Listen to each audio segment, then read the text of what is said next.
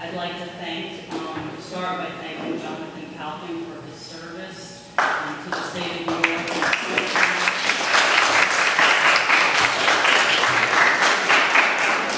His service to the state of New York and to everyone on Roosevelt Island by serving on the Rioc board. It was a true pleasure to work with Jonathan, and I know he will be missed by me and by my staff. In my short time at Rioc, Jonathan and I worked on many projects together, including the Commercial Master Lease Project and Motorgate's LED lighting project. In addition, we worked quite a bit on the Streetline Parking Initiative and many other real estate initiatives. And for his hard work and commitment, I'm very grateful. We are preparing a plaque for him. Unfortunately, it wasn't available for today, but we have that for him. And we'd like to give that to him at some future time. I also would like to welcome at this point our new board members, Alfred Pereira, and look forward to projects as well. Next, I'd like to mention a few events that occurred this past week on Roosevelt Island. One being Roosevelt Island Day. I appreciate Dory Isley coming out and thanking us for our involvement, but I want to thank the community and Bureau and everyone else that was involved in that day as well. It was a joint effort and it really came out beautifully. I'd like to also update you a bit on a few things going on, some of our projects. First being our transportation update. As you know, Roosevelt Island was originally envisioned as a car-free island, but over time, car-friendly policies have forced us to reevaluate and assess the services we provide. Our ultimate goal is always to work on a green, clean environment and energy efficiency. To that end, in terms of our public transportation, Fernando Martinez held a meeting concerning transportation issues. A few items that were mentioned and discussed at that meeting, I'll just briefly summarize. One being the tram and some tram updates. As all of you know, we have a new tram, and we're very happy with our new tram. State-of-the-art tram with its 8 backup systems. But even that being said, what we have, we're still working to make better. There were some issues brought up about putting in better devices for people to hold on within the tram, something we're looking into.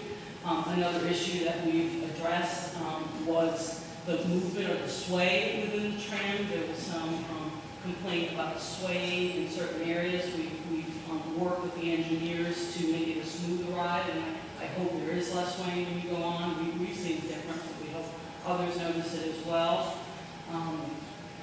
There's been an ongoing problem with Metro cards in the stations, something that we've been trying to resolve with the MTA, a large organization that oversees the Metro card devices. So we're working to make sure the swiping of your Metro cards works as best as it can.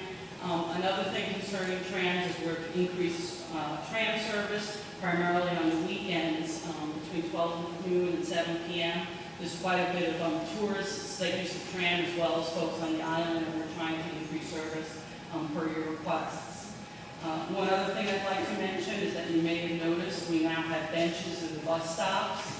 That was requested by some, so that's something we've been working on to upgrade in terms of our transportation or corollary services. Another thing I'd like to mention here is Motorgate and upgrades we're doing. I mentioned the LED lighting that we've been working on for some time, which will be going in soon. When we're doing the lighting at certain points, we will have to have cars removed from certain areas to install the lighting. At that point, we're hoping to do restriping as well within Motorgate. There have been many complaints that the stripes where folks are supposed to park within at Motorgate are not always clear when you're driving into Motorgate. Unfortunately, some restriping was done in the past, and the old stripes were not always scraped off fully.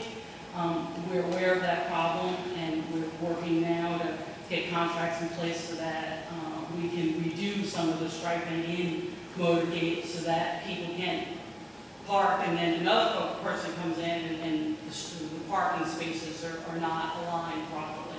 It's a concern and something we've heard over and over, and something we're going to address.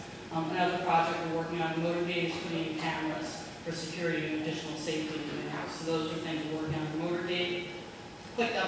on Good Shepherd Chapel.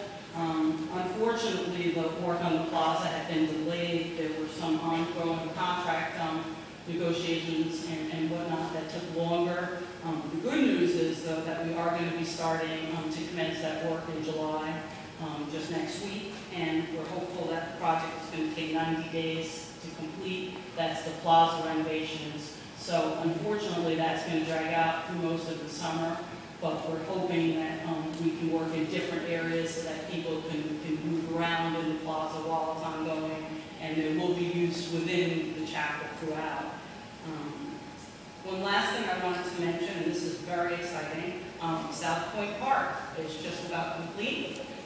We should have everything up and running by the end of July, and we're hoping to put together a party, and you're all invited, for August 3rd, a ribbon cutting ceremony for the park. It will take place that afternoon, August 3rd. We will be sending out announcements to everyone soon to make everyone aware of the ribbon cutting. The park is absolutely beautiful, and if the geese would just not eat all the seedling things, we'd be in better shape. But we've replanted that in all the areas where we think we've had problems, and when I visited, it's really spectacular. I think many of the board members have had the good fortune to visit it as well. And having never been part of the development of a park, to see something like that come together is really an incredible thing to watch, and it's a beautiful gift to all Roosevelt Islanders and to New Yorkers to have a waterfront park. It's a rare thing in the city that one is opened, and I thank you for allowing me to be part of this project. A few quick other things. Movies have started. I'm sure you see the signs up, so I won't go into it. Most of them are PG movies, and that's because one never knows what the audience will be. But 8 p.m. at Firefighters Field, movies will be held throughout the summer, and I look forward to seeing many of you there. And one last thing, I could go on and on about this, but I'll be very brief. We had an Employee Appreciation Day at Rioc, something that hadn't been done in a few years, to honor and commemorate longevity at Rioc. And it was really incredible to see, I believe 67 employees were given plaques that went between 5 and 35 years of service. We had a big group of 5, 10, 20, 25, 30, and 35. And we had 2 folks from the tram, Rajmat Sukna and Greg Cavatar, both 35 years. And we had 2 employees that had just finished 30 years of service. That's Dale Mongo for maintenance and Carl Bradford from the bus garage. And I could go on and on naming people, but it was a great day, and it was really incredible to see that sense of family within Rioc as well. And there's no question it's there when folks commit such a large portion of their lives to serving this community and working within it. It was a really exciting day and a nice thing to see. I wish you all a fun and safe summer. I know we're meeting again in August, and I'll have more to report on at that point. Thank you very much, Chairman, and board members.